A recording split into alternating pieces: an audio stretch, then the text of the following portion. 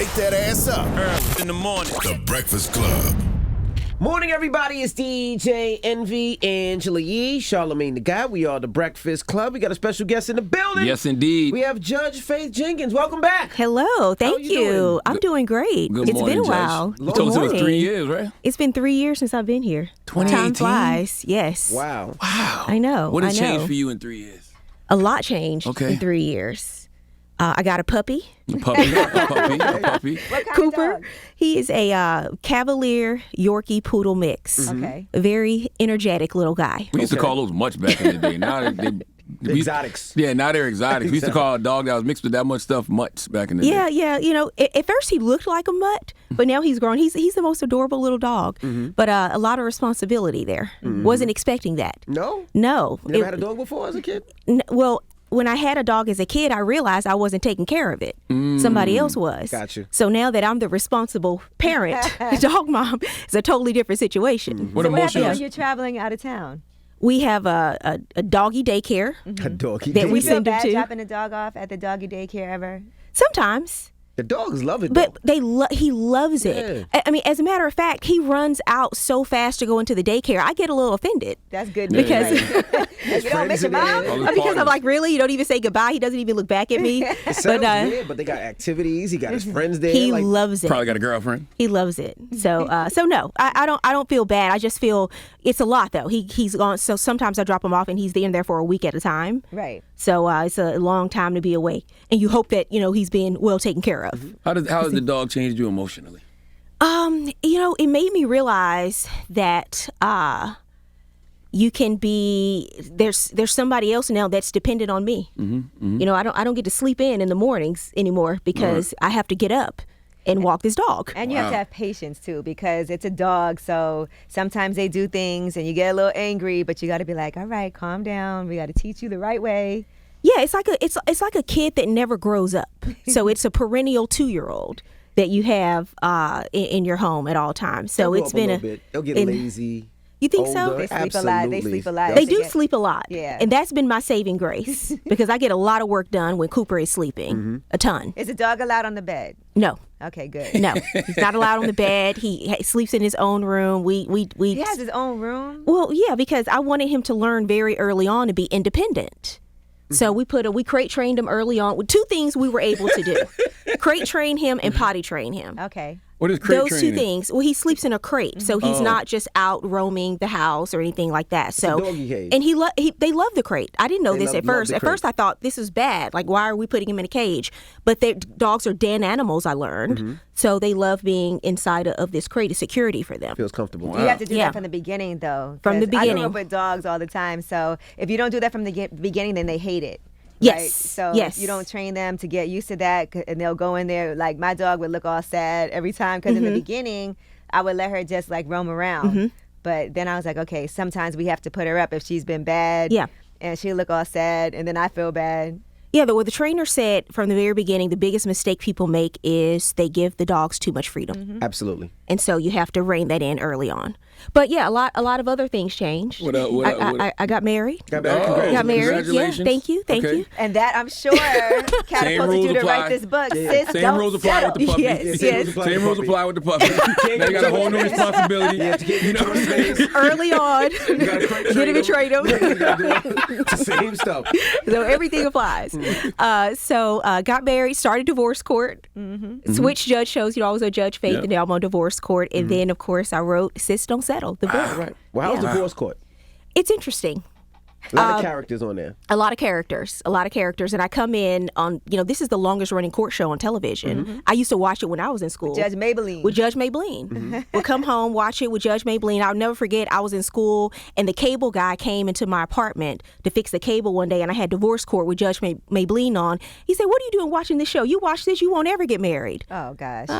It took me a little longer than It did it take you a did little expect it, but longer. I did get there. What's the And- correlation? Why wouldn't you? well, because he thought, it's so many toxic situations and relationships being shown. He's like, you're watching this every day. But really and truly, if you watch the show, you learn a lot about relationships and the do's and don'ts and the red flags How and what real to is look the show? for. Is the show real? Like when you say when you go to divorce court after, are you divorced or is it more after that? Well, because they changed they changed the premise of the show several years ago, where you can be on the show and don't have to be married. So there's a different aspect of the show before your vows, where people come in, they've been in their relationship for a while, and they're trying to decide whether to get married or not.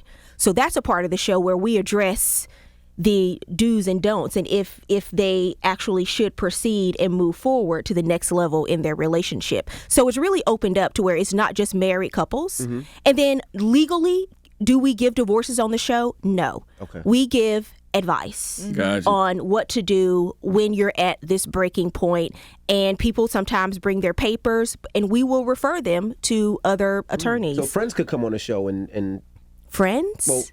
well, I guess You want relationship to divorce friends. your friend? No. No. We haven't gone that far. Okay. Opening up. It's real people in relationships with real issues. I didn't know that.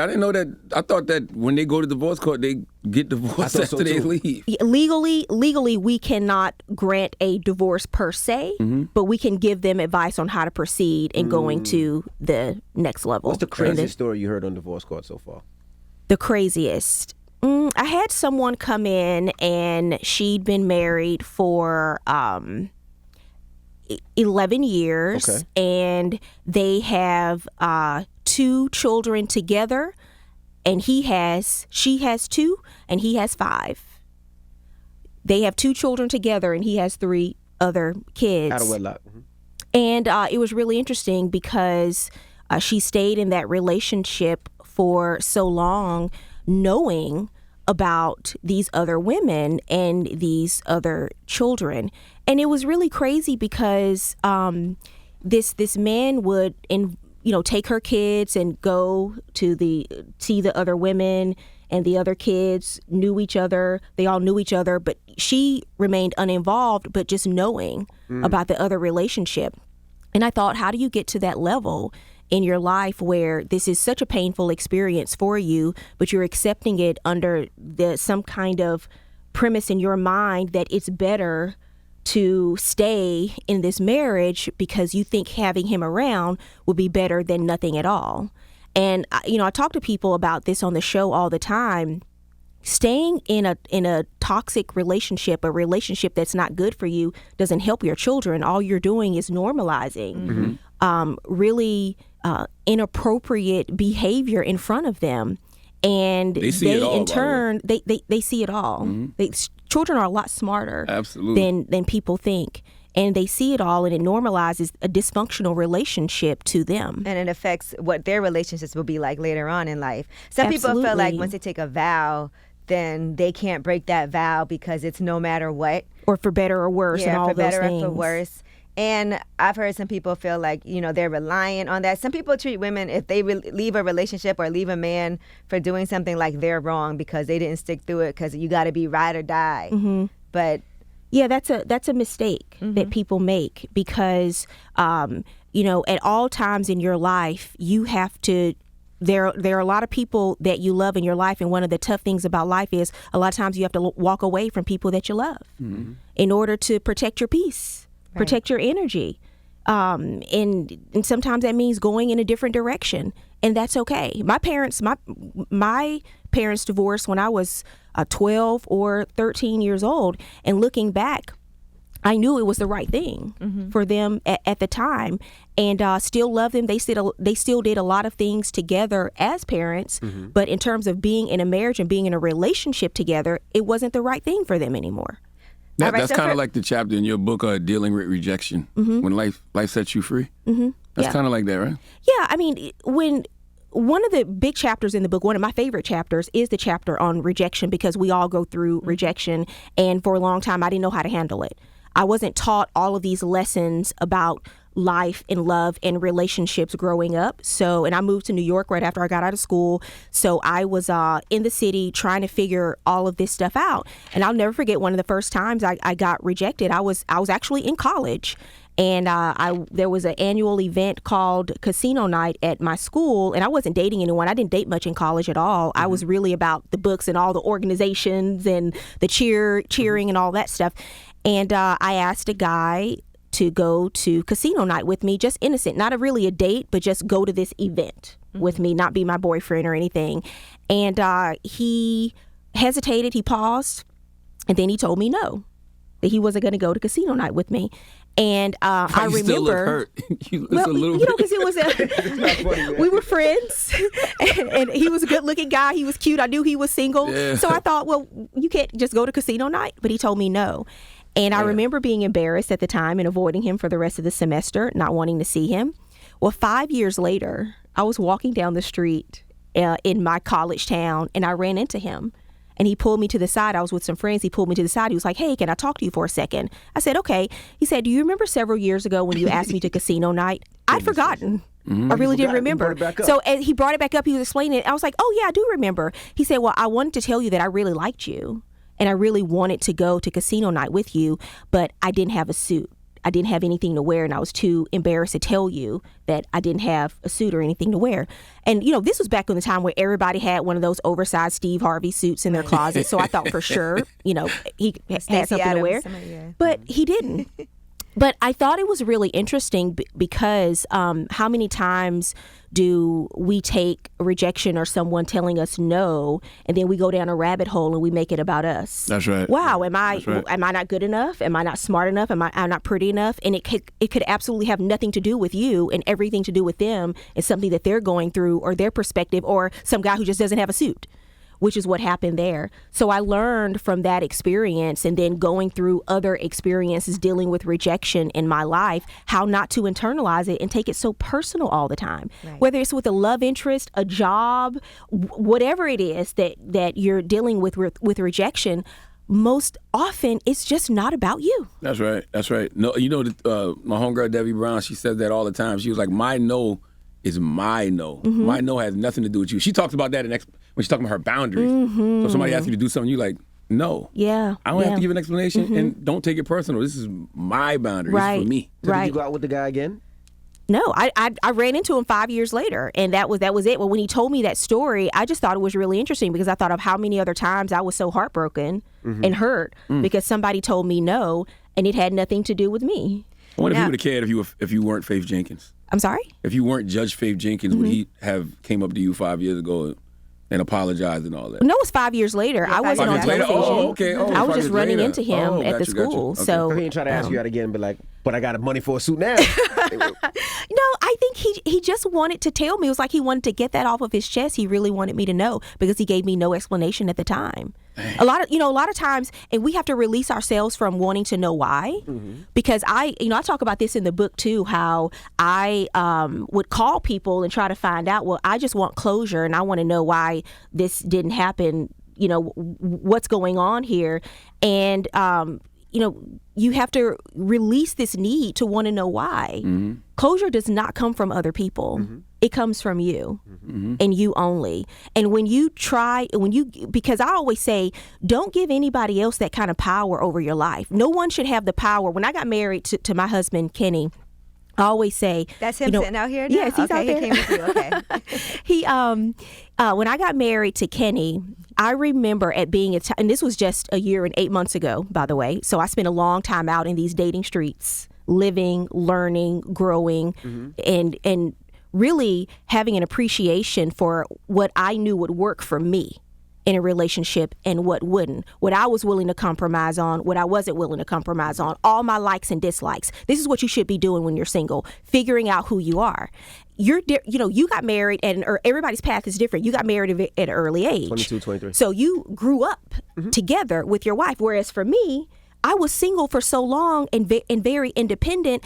I was wondering, how am I going to mesh with somebody else when I haven't lived with anybody even since college? Right. So all of those things you're thinking about. But I remember at the time when I got to the place where I knew I was at a point in my life I wanted to get married, I was so happy with where I was in my life. And I thought, I want to bring somebody in my life who's going to add to this happiness, not make me happy. When you talk about the cases that I see on divorce court and all these people come in, they were like, well, they used to make me happy. Why are you giving somebody that kind of power? If somebody can make you happy, they can make you sad. If they can make you happy, they can make you depressed. So somebody should be adding to your life to the happiness that you already have. And like you said, sometimes people get married and they think once we get married, he'll turn into the person or she'll turn into the person that Huge I want them mistake. to be. And that does not happen like that. Marriage doesn't change anything about anybody. It may change your last name, but that's it. Weddings break the bank, but they don't break bad habits. So people come in, they're dating their reality, but they want to marry potential. And that is a big mistake, because you have to learn radical acceptance. Accept this person for who they are.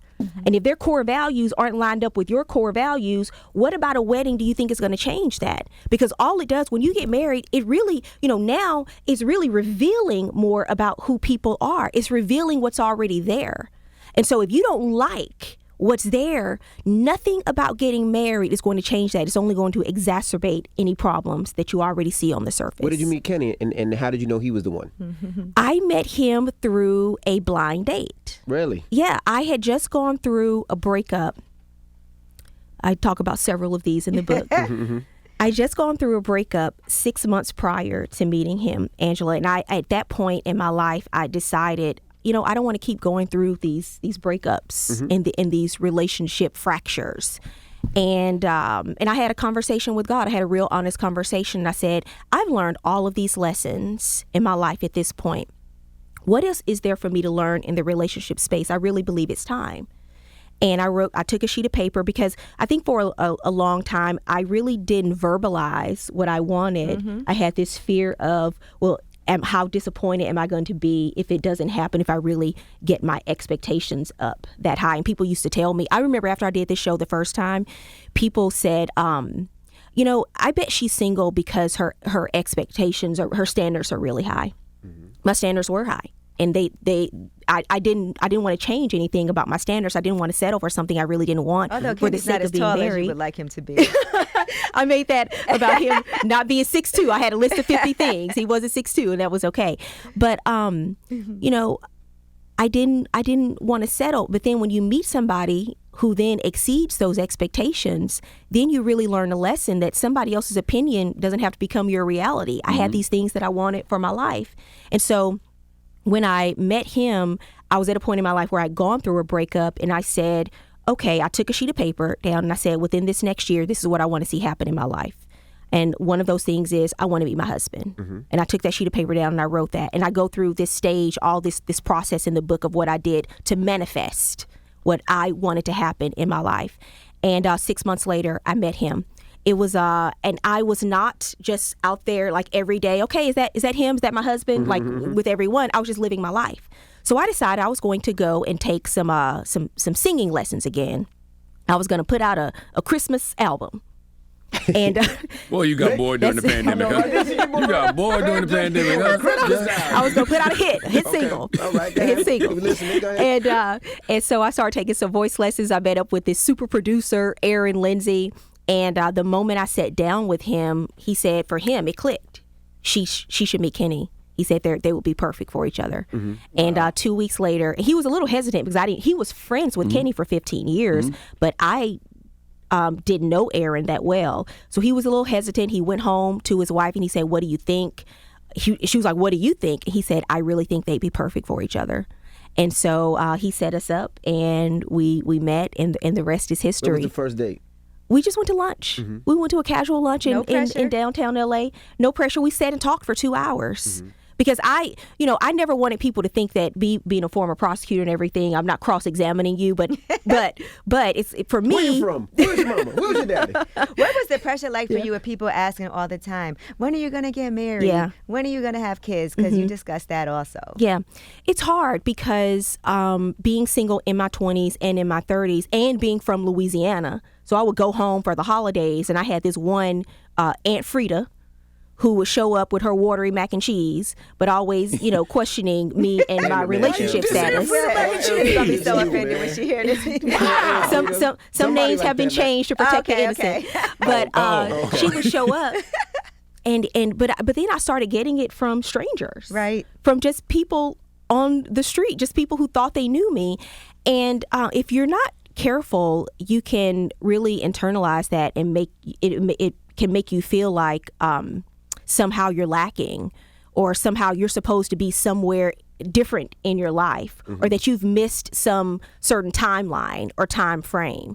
Because no one asked me do you want to get married? They would just say, why aren't you? As if there were no other option for me. Or something's wrong. Or like something's wrong. Like or, you could marry some random person if you wanted to. Right.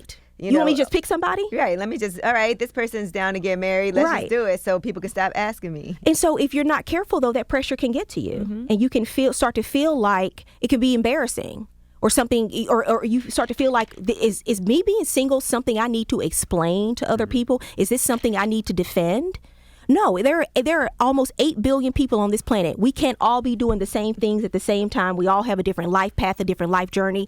Please stop asking people when they're going to get married, when they're going to have kids, and let people live their lives. Let people have their own personal journeys, because not everybody are the people that are asking you when you're going to get married. Are they helping you prepare for the promises to keep after you get married? Are the people who ask you when are you going to have kids, are they going to help you wake up at 2 or 3 o'clock in the morning when you have a child to help put that baby back to sleep? Like, what responsibilities are they have? Or are they just asking you the question? So I talk about that in my book. How do you navigate when the questioning comes for you, and how do you deal with that? Because I had to deal with it for a long time. And you know what? I had to just release and let those things be background noise in my life and continue to live. I will tell you this. I was never unhappily single. I was really happy in my single life. I was living in New York. I was seeing the world. I never waited and said, oh, I'm going to travel when I get a husband. Oh, I'm going to go to my favorite restaurants when I get a boo. I lived my life. If I had waited, I would have lived half my life just existing, because I just got married last year. So I just made a determination that I was going to live my best life. And guess how I met my husband? Going to do something that I just loved doing, going to pursue a different hobby, something that I was interested in, singing again. And that's how I ended up meeting my husband. And I hear so many other women talk about that, how they were doing something that they love in their own lives. And that's how they met the person that they ended up having this authentic love experience with. So in my book, it's really a practical guide, because I did not have these huge examples of love, like I said, and this is the book that I would have wanted to have. When I moved to New York at 25 years old, I wish somebody would have given me something like this to read. Right.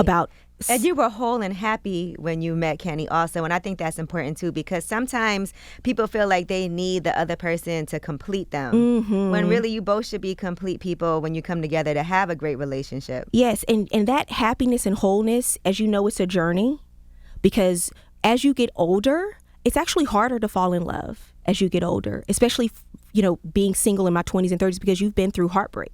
You've been through betrayal. You've been through rejection. And if you're not careful over time, you can become very cynical about love. And you cannot be a cynic about love and expect it to attract it in your life at the same time. Break that down, because you talk about that in the book. I think that's very important. Well, you can't be a cynic about love and expect to attract it in your life at the same time. At some point, you have to be able to work on releasing the past. You can't say all men cheat, all men are dogs, but I want one. Exactly. Marriage don't work. Yeah. And because I went through that time where all of those things were really about fear of opening myself up to love again. And I realized that fear wasn't serving me. All it was poisoning my perspective. And so if you really want love, you can't have this poisonous mindset about what you really think about it based on your past. But I also don't believe that you can just at the drop of a hat say, okay, I'm going to free myself from my past. Nothing about my past is going to bother me anymore. I'm not going to bring this into my next relationship. That's not realistic. What is realistic, though, is recognizing what your triggers are. Recognizing what bothers you, recognizing where you've been hurt in the past, and working on it. It is a process so that you don't make somebody new come in your life and pay for something they had nothing to do with in your past. Can you have love without marriage? Absolutely. And stay together forever and not feel like you have to get married? Some people make a choice, and that's a valid choice too, not to be married.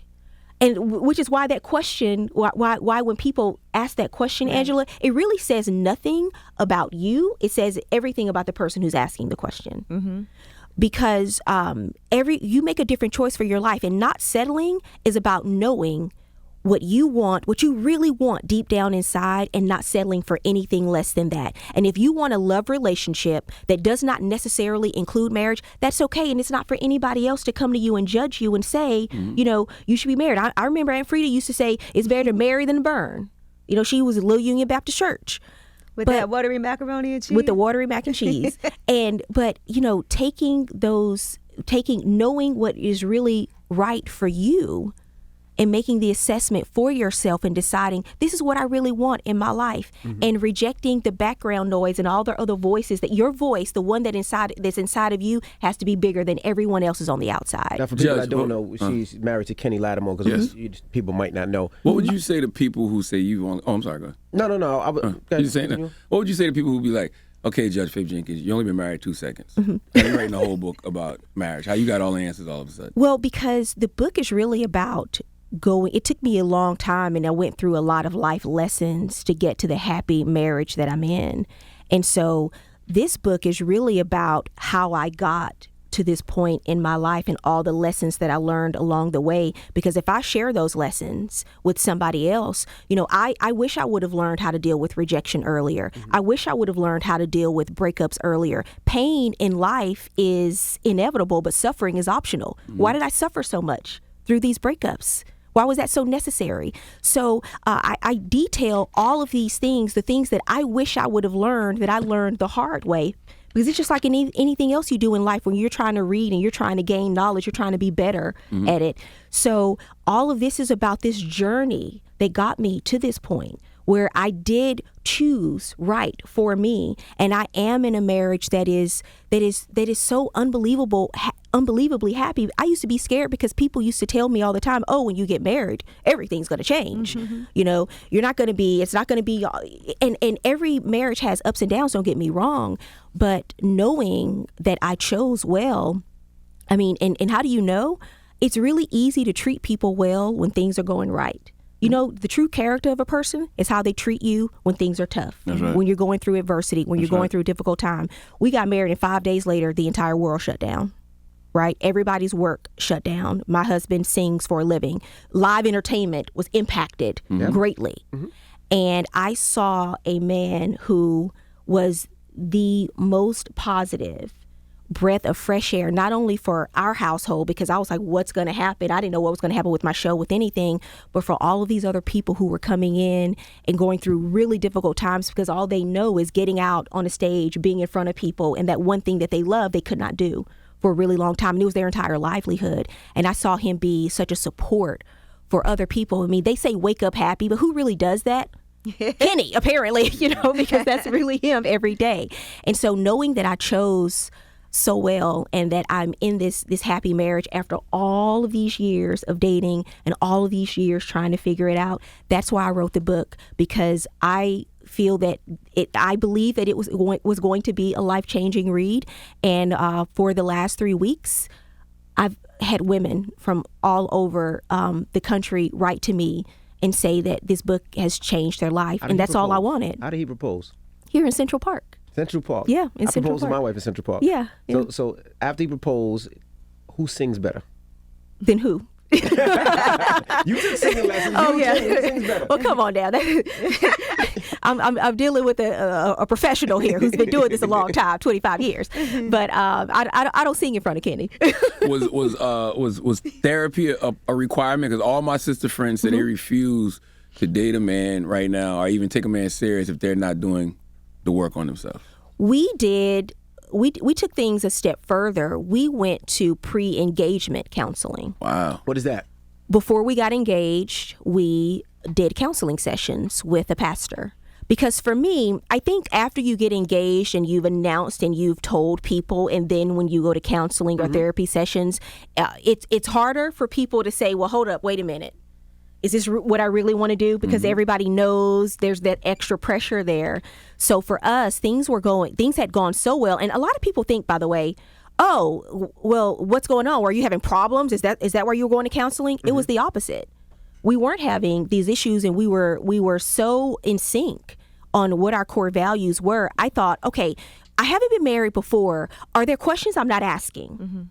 Is there something else that I need to delve into that I'm not. So what's the best way to find that out? Go to a professional. Whose idea was that? It was my to go idea. for? Yeah, okay. It was my idea. I said, so... Was he nervous when you said that? 'Cause Not at all. Things are great and you want to go to professional? Not at Wax does all. that. And I Wax thought... and his fiance do that. Yeah. That's a good way to be proactive. So that proactive. Because I do feel like in a relationship, because you won't always get along, you have to know how to handle each other when issues come up. Absolutely. How to deal with conflict in an emotionally mature way. How to deal with anger in an emotionally mature way. Because that's really the key. The quickest way to ruin a romance in any relationship in marriage is unkindness. When you start being unkind to people. I had a guy come in divorce court and he was commenting on his wife's weight. And he was saying things to her. He worked at a restaurant as a manager. And he said, but she wants to get a divorce. I don't believe in divorce. I'm a Christian. Really? What does God say about love? Love is kind. Love is patient. Love is not judgmental like you're being in this manner. I said, would you ever walk up to a patron in your restaurant and say the words that you said to your wife to a perfect stranger? You wouldn't even say that to a stranger, so why would you say that to your wife? You know, when you get married and you get in a relationship, don't treat people. You're supposed to treat this person better than you do. That's your best friend. They're supposed to be your best friend, the person you're on a team with. They're a member of the team. I think you got to hang 1 Corinthians 13, 4-8, up in your house as a constant reminder, for real. Constant reminder. Absolutely. Yeah. Because that's when you talk about therapy, you talk about counseling, that's what you're talking about. 100%. You're talking about getting out in front of something. You don't wait till the wheels fall off and then try to go and salvage the relationship and go to therapy then. You don't wait till your house gets robbed to get an alarm system. Exactly. So you're out in front of it and you're doing the work in advance. And so that's what we did when we went to our pre-engagement counseling. Before we ever got engaged, we were talking about getting married. And then when we did get engaged, we did it with so much peace. Because we've been through these counseling sessions, and I remember at the end, and by the way, Kenny was like, if he weren't a singer, I think he would be a preacher. I think he would be a counselor. Just the wisdom that came out in those sessions. I remember my counselor turning, because he's been through, I didn't marry somebody who hasn't been tested. Right? Like we both had relationships that didn't work out for one reason or another. And we've both been tested in those areas. And so when we went through those counseling sessions to hear the wisdom that came out of him, I remember the pastor turning around at one point and he was looking like, okay, what do you have to say? I heard what he said. What's your response to that? And I was like, but at the end, I remember him saying, I have no reservations whatsoever in blessing the two of you and moving forward in marriage. Y'all got an A+ in counseling. We got an A+. Now, what are some of your triggers? I know you talk about triggers and red flags also in the book. So for you, what were some of those? Well, first of all, just identifying what the red flags were going to be for me. For me, I would not date someone who had a history of infidelity. I'm not saying that people don't change. Right. But for me, patterns in people's lives reveal a lot. You know, when the FBI, when they put together a profile, and they decide they're going to profile people, you know what they do? They study and they look at their patterns. Most guys aren't going to admit to you that they have a history of infidelity either. No, you have to do your due diligence. You have all kind of snoop. That's a section. That's a section in the book. You do your due diligence. You do the best you can. I mean, I'm not saying turn your house into a CSI lab in the back and pluck a hair while he's sleeping and test it. But I'm just saying do your due diligence. If you know, see, a lot of people know though, Angela, and they still choose to look the other way. It's like, okay, there's a red flag, but how red is this red flag? Is it pink or now, exactly? How far back have you gone on Instagram, Judge Faith Jenkins? For what? And you're snooping. Am I snooping? Yeah. I perused, a couple of years. How many years back? What's some other red flags? So no history of infidelity. Yeah, a history of infidelity is a red flag to me. Honesty. If you tell me you're a vegan, but I see you on Snapchat with wings, what if they're vegan wings? It's like just be honest. Don't try to present yourself as somebody that you're not, because to me those little things really do add up. If you're not really being honest about who you are. Fake ass vegan. I got you. Anything else? So loyalty, honesty, also work ethic. A good work ethic, because I'm very ambitious. Right. So for me, and I remember, y'all, when I was in New York, everybody thought I had a boyfriend at the time. His name was Damon. Again, names have been changed to protect the innocent. Okay. So Damon was a Harvard-educated lawyer. I'm talking about Harvard undergrad, Harvard Law School. You know how difficult it is to get in Harvard Law School when you've gone to Harvard undergrad? It's hard. So brilliant. And everybody thought that we make the most amazing couple, and we were both at really big law firms here in Manhattan. Well, it turned out he could not keep a job. He would get fired from every job that he had in a matter of a year. He couldn't get along with people. He thought he was smarter than everybody else. He could not keep a job.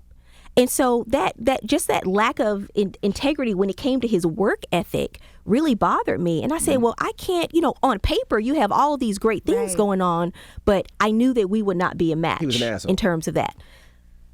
In some respects. Okay. In some respects. And so I didn't look past those things. And so when you know, though, when you just know what your red flags are, what things are important to you. If you know you don't want to date long distance, don't complain to me about your boyfriend not calling you from Dubai if he lives in Dubai. Gotcha. Don't That's those super things that long are distance. important. Exactly. So just knowing what they are and identifying them and recognizing them. Red means stop. Red means do not press forward and try to convince somebody to try to change for you. People will not change for you. They change for themselves. And no one wants to change because you put a gun to their head. Absolutely. It has to come from within. And so, Okay, I'm sorry. Do you think your healing journey, your love journey, is part of your healing journey? in a way, I don't project, I don't project on my husband or on people in my life a responsibility that they have to help me heal in every aspect. I think when people come in your life, they are a part of your journey. But that responsibility really has to come from you. And when I have women in divorce court, and they're some of them are very hurt and they're very broken and they've been through a lot. And I tell them, I say, the trauma that you experienced in your past was not your responsibility. It was not your fault. But your healing really is. And I tell them that. And so the journey to the healing really has to start with them. So I never wanted to project any hurt from my past onto somebody else for them to take the responsibility to heal me. Because again, that power had to come from me. And, in closing, I do want to say, sis, don't settle. Some people have told me that settling down means you settle, right? They're like, oh, it's in the word settling down, so you can't have everything. And sometimes you have to just compromise and say, okay, I'm willing to settle. But to see how you've managed to wait to find the right person and not settle and exceed the expectations that you had, I think is a testament to making sure that you can know that you can have it all, right? Your career, your relationship, and in your own timing, and not have to worry about what anybody else has to say. Right. Your life's journey is your journey. And I think that especially as women, we have to embrace and love what our journey is. Comparison is the thief of joy. That's right. And stop comparing our lives to somebody else and have these milestones, and your happiness can't be tied to getting married. Your happiness can't be tied to having children. Your happiness can't be tied to your next TV show, your next job, because then you'll always be chasing a carrot on a moving stick. So what this really is about is learning to be happy right where you are. And then, because that's what it's really about. Look at everything that's happened in the past year and a half and what we've learned about life. If you don't love today, where you are today, then you've just missed out on a day of living your life. Because there are a lot of people who wish they could be in your shoes right now, just living. Right. So when I talk about not settling, it really is about embracing your journey and being at peace where you are and not allowing somebody else to pressure you to be somewhere where you're not supposed to be, because this is your journey. This is what you're doing. All right, well, sis, don't settle. Judge Faith Jenkins out here giving Steve Harvey a run for his money. There you go. Steve Harvey wrote the quote in the front of the book, too. Yes. He's a good friend and supported my book, and I really appreciate that. Well, and all of you, thank too. For joining us this morning. And Thank you guys you. have this is not your first Christmas together. No? Second. It's our Christmas second. together. Yes. You guys have an amazing Christmas. Thank you. Are y'all too. going to do a duet or something for us for Christmas, your Christmas song duet? Oh, Angela, don't put me on the spot like that. Maybe one day. All right. It's Judge Faye Jenkins. It's the Breakfast Club. Good morning.